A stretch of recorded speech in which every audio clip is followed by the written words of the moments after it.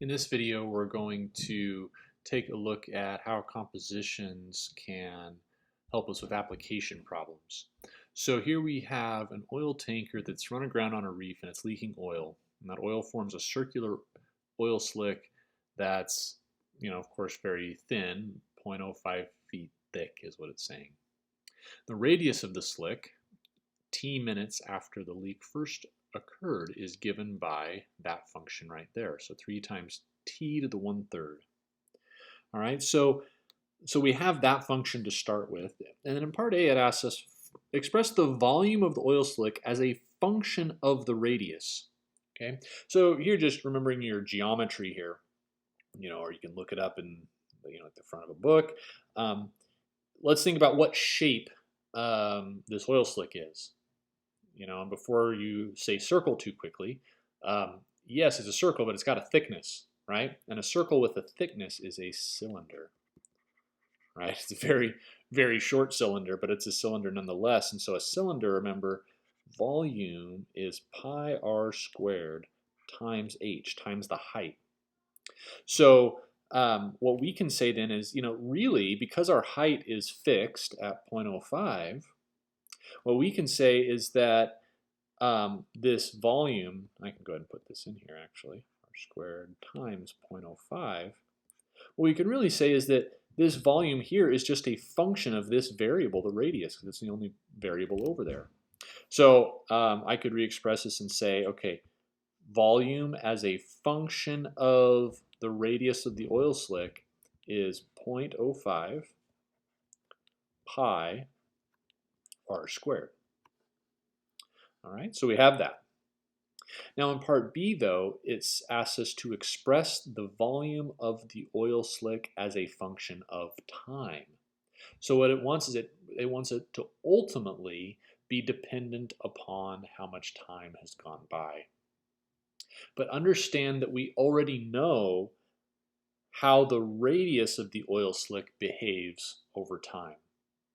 So if I start off with this V of r idea, but I understand that r itself is dependent on time according to this formula, then I might write this, V of r of t, okay? Which means that I'm plugging r of t in where I see r in this equation. So my volume becomes this.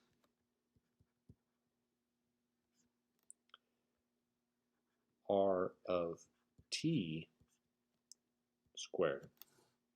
All right, but we know what r of t is, right? So it's 0.05 pi, and instead of r of t, I'll write the actual expression for it, 3t to the 1/3 squared, which, I can do better than that even, right? I know that I can square the 3 and the t to the 1/3 individually.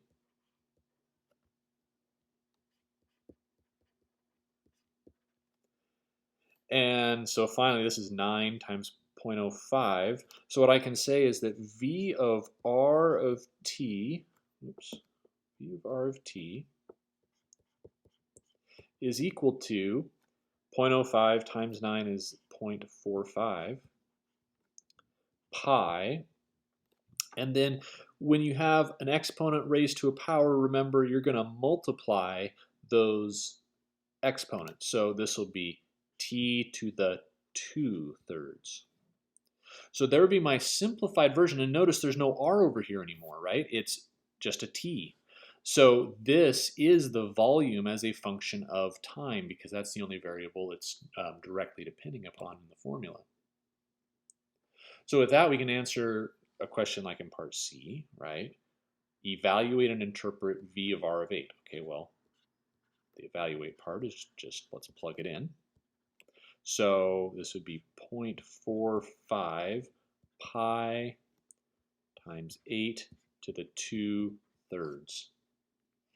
And if I plug that in and crank it out, it gets me about 5.65. Now this is an application problem, right?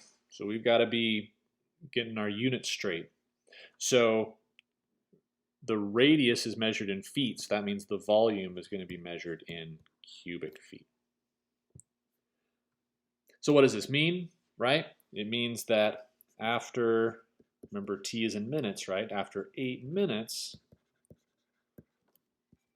the volume of the slick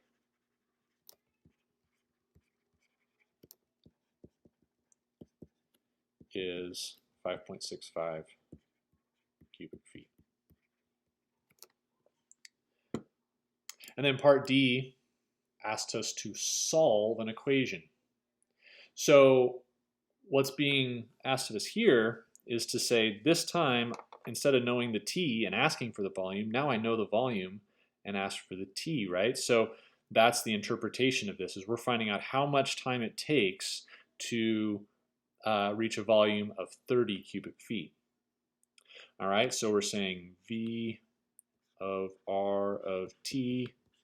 We already know that that's supposed to be equal to 30. So let's put the formula itself in here. 0.45 pi T to the 2/3 is equal to 30.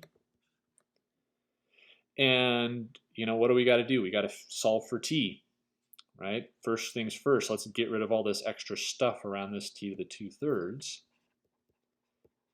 On 0.45 times pi, you can divide by that. And here's one of those places where you're not in a hurry to pick up your calculator here. You don't want to round before the problem's over. So for now, I'm just leaving it just like this. Okay. Now we kind of touched on this just a little bit when we were solving equations back in Standard 2. But remember, what we want to think about is ultimately I want to have T equals something, right? And right now I have T to the 2/3. So I'd like to figure out something that could get rid of that 2/3, right? Make it a 1. Right? Well, we know that if we multiply 2/3 by 3/2, we get 1. And we also know that multiplying makes sense when we're talking about raising a power to a power. So it turns out that the answer here is to raise this to the 3/2, which of course means you got to raise this to the 3/2.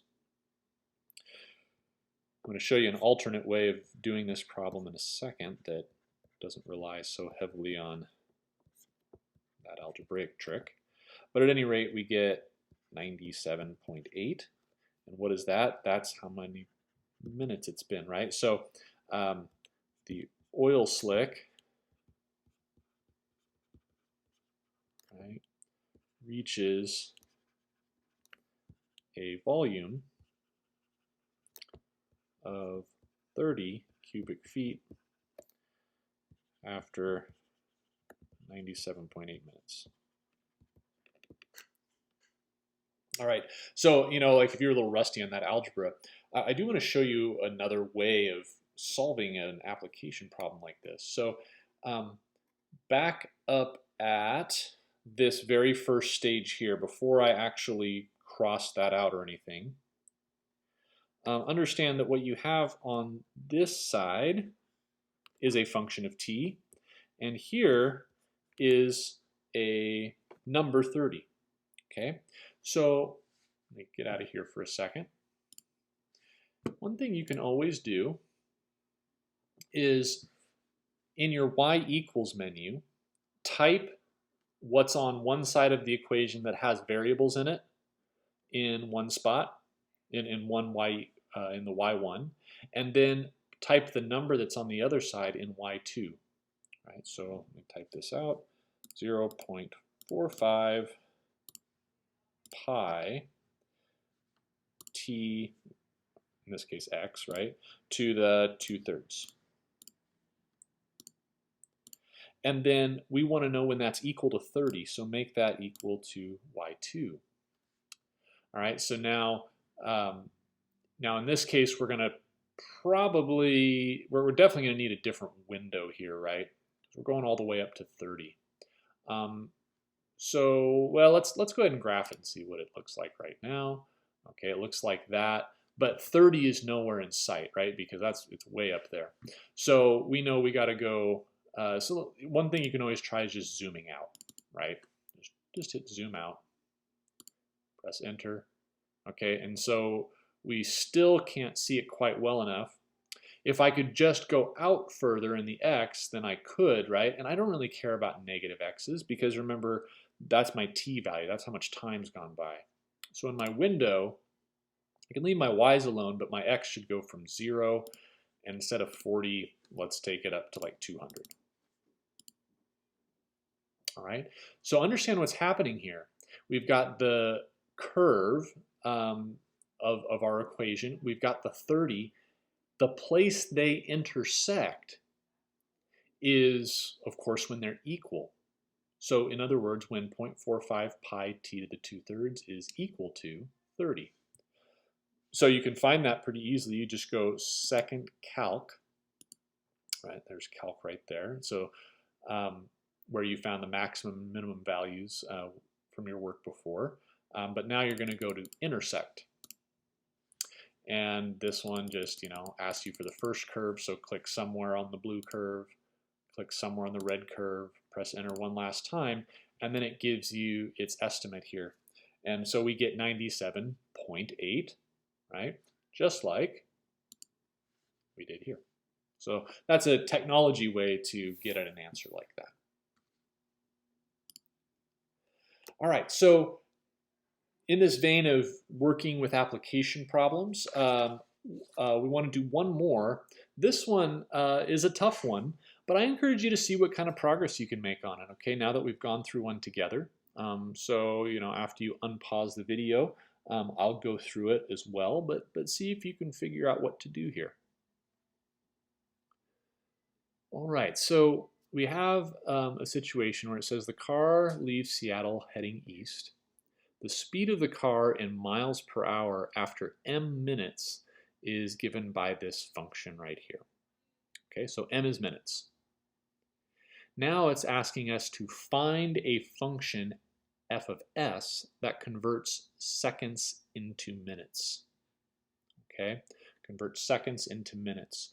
All right, so in other words, if I have, this is part A, if I have s seconds, how do I turn that into minutes? All right, well, boy, that looks a lot like a 5, doesn't it? Yeah, sometimes I just think maybe we should never use s ever when it comes to mathematics. All right, so s seconds here still looks like a 5, I'm sorry. How do we convert that into minutes? Well, especially if you're in chemistry and things like that, you definitely know that you do this through a unit conversion factor, right? You say, all right, I want to get rid of seconds, so I put it on the bottom. I want minutes to appear, so I put it on top. Okay, and I need these to be equal, right? So 1 minute is 60 seconds. So that gives me s over 60, and that's going to give me my minutes. So let's put this in function form, right? So what are we saying? M should be equal to this f of s. So the minutes are a function of the seconds, but we just determined that it should be taking s and dividing it by 60, right? So, okay, we've created that. Now it says write out the formula for the new function c of f of s. Okay, so in other words, this function up here, but instead of c of m, I want c of f of s. Okay, we know that's the same as our m, our minutes, right? But we're just using the variable s instead. Right, so remember what this means is wherever there was an m before, now we're going to put f of s. So it's going to be 70 times f of s squared divided by 10 plus f of s squared. Right, but f of s, we know that that is s over 60. So we can put that in both of those spots. Now what I would say to you here, and I probably should have said this at the outset, is that we really want something like this to be completely reduced. right? So it's definitely not right now. So if I kind of work all this out, we end up with 70s squared over 3600, right? 60 squared is 3600. And then we have 10 plus s squared over 3600. So fractions within fractions is not exactly the nicest looking thing. So we want to simplify it. But if you've got complex fractions, remember all you got to find is the LCD. This would have been something you would have done in Algebra 2, intermediate algebra.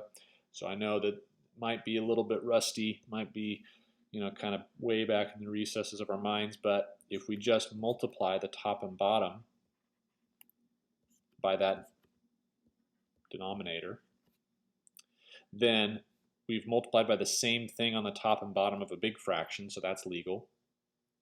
But then that allows us to, well, up here, real easy, that just goes away, right? And then when this gets distributed to the 10 and then to this term, when it goes to this term, they cancel. And then here you end up with, you just end up with 36,000. So the simplified version of C of f of s is equal to 70s squared divided by 36,000 plus s squared. All right, so what's the point of all that? The point is we had the function depending upon minutes. But if we wanted to be able to give that function an information in seconds, we had a couple of steps to take. Now I've boiled it down so that it's just a nice simple formula that can have seconds applied directly into it. All right, let's look at part B. Part B says, okay, now find a function that converts hours into minutes, and then write a function for C that depends on hours instead. Okay, so we'll do that. So in part B here, let's use a different color. So in part B, first of all, okay, what do you do to hours? H hours. Okay, well, to turn hours back into minutes, right, we know the drill. Put hours on bottom, minutes on top. There are 60 minutes in 1 hour. So of course this just gives me 60H. So that means that we end up with, let's see, we're using G here. So minutes is equal to G of H. So if we want a formula that uses the input of hours, I can say C of G of H, right, is 70 times G of H squared divided by 10 plus G of H squared. So 70 times, so G of H is 60H, right? I didn't write it over there, 60H squared over 10 plus 60H squared. And then I, of course, can distribute the square to the 60 and the H. And when I do all that multiplication, I should get 252,000 on top divided by 10 plus 3600 H squared on bottom.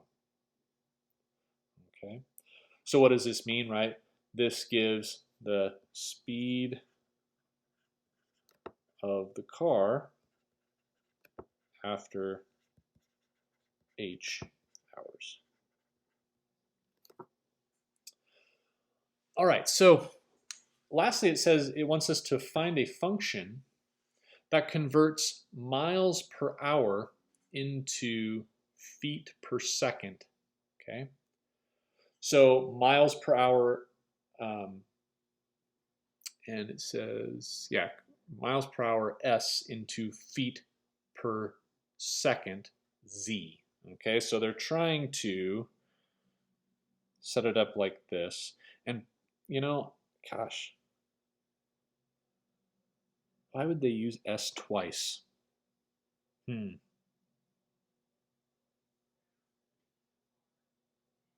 Yeah, you know what? Instead here, I think what we're going to do is let's not use S. I think that that is actually very, very confusing. So instead, here's what we're going to, instead of S, let's use a different letter. So Z is okay, but for miles per hour, um, let's use, well, we haven't used, oh, I see. They want to use S for speed, but yeah, I don't like that. So let's see. We haven't used R. So miles per hour R. So right here, this will be uh, Z equals V of R. Okay, so that's what we're going to try to do. And what does that do? It turns miles per hour into feet per second. Okay, so part C. All right, so how do you take R miles per hour and turn it into feet per second? Okay, well, so we're trying to come up with a function of R. So Z equals V of R. What's that going to equal? Well, again, let's just go through the process of the unit conversion factors, right? So I got to turn miles into feet and hours into seconds. So, right, miles on bottom, feet on top. 1 mile is what? 5,280 feet. By the way, I am not going to ask you to memorize that for a test or anything like that, right? That's not necessary. But this is homework, so we have the ability to, look things up. So miles go away, and then hours need to cancel out. Since hours are on bottom here, I put it up top here. So hours over minutes. So this is 1 hour is 60 minutes. And then minutes into seconds. So minutes up here, seconds down here.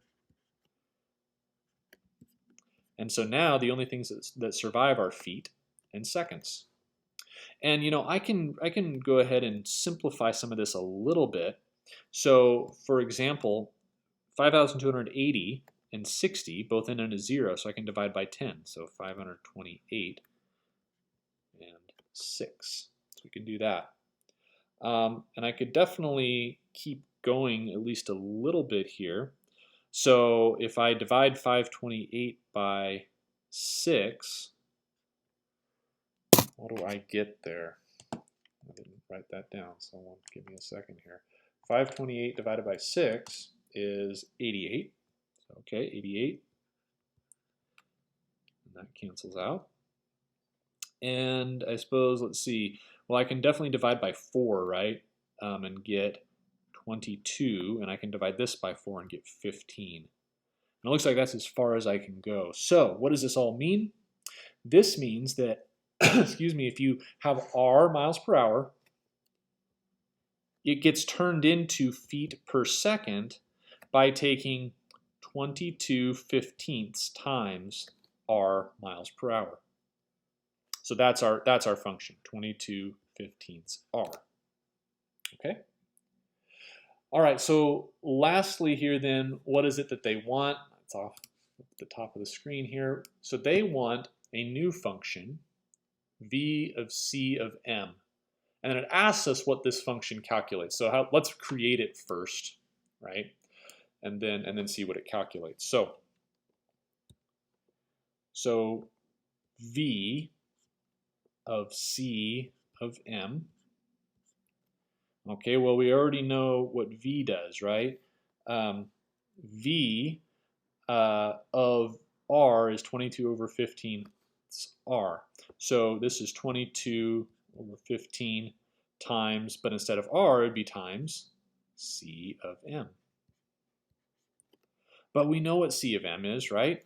That's our function that we started the whole problem with, right? This guy. So 70 m squared over 10 plus m squared. Okay, so there you have it. And I guess I could simplify it a little bit. 22 times 70. Let's see, I could do a little bit of simplifying here, I guess. We probably should. So I could divide both of these by 5, and that would work. And so this is 14, and this is 3. Okay, so on top I have 308 m squared, and on bottom I got to distribute the 3 to both of these, so it'd be 30 plus 3m squared. Okay, well, what is this? Okay, well, understand that C, right? What is C? C is speed in miles per hour, right?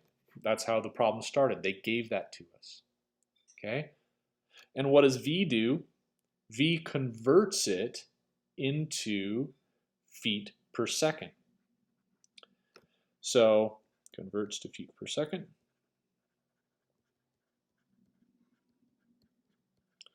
So what it does is it gives the speed in feet per second after, right? It's all dependent upon m, right? That's what it ends up. So after m minutes. Okay. Now this problem, just so you know, this is a challenge problem, okay? This one's tough. So if there are some parts of this, this is pulling a lot of skills from a lot of different places. If you're feeling like you're tracking pretty well with this composition of function stuff, but you struggle a little bit with this one, you're probably still in pretty decent shape. This is a tough problem. When I'm in class with students, we take a long time kind of working this one out and problem solving, and all of you are bouncing ideas off one another. So just know this is a challenging one, and kind of take that with a grain of salt.